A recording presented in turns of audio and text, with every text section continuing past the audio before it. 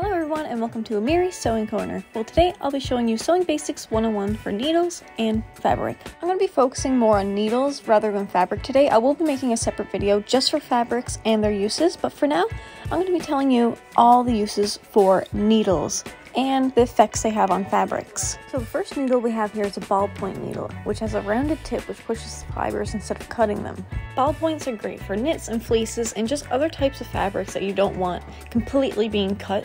The second needle I have here is a stretch needle. It has a rounded tip but is sharper than the ballpoint. This one is great for stretchy fabrics like two-way stretch knit, spandex, and other types of polyester silk. The third needle on our list is the universal needle. And as the name suggests, this needle is good for most projects. This is the one I personally use for most of my stuff because then you don't need to change your needle as often. But this is great for polyester, cotton, or silk. So if you're just looking for an all-together needle, you don't really want to be changing it out so often, this is your best bet. But yet again, it is personal preference. The fourth needle, denim, specializes in denim, obviously. The sharp tip helps go through thicker layers of fabric, and it's just generally good for all denim crafts. Needle number 5, leather. As you can see, the shape of a leather needle is quite different from most needle shapes. This is because leather is, in my opinion, probably the most different from all fabrics, just because it just don't sew very well with a normal needle. So I would say if you're doing a lot of leather crafts, I would definitely recommend getting a leather needle because it will help you out in the long run.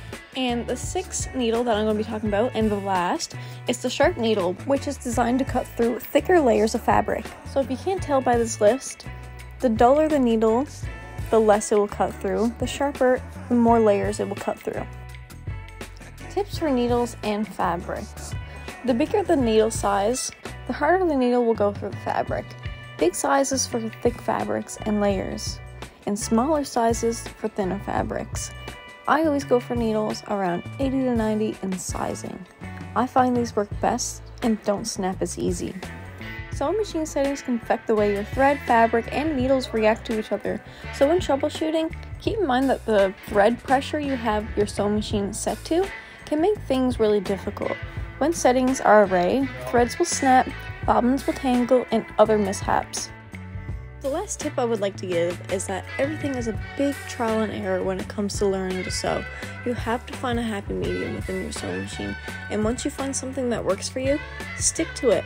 And don't be scared to go outside your comfort zone either. So yeah, I really hope you found my video helpful, and if you have any more questions, don't be scared to ask in the comment section down below, and have an amazing day. See you next time.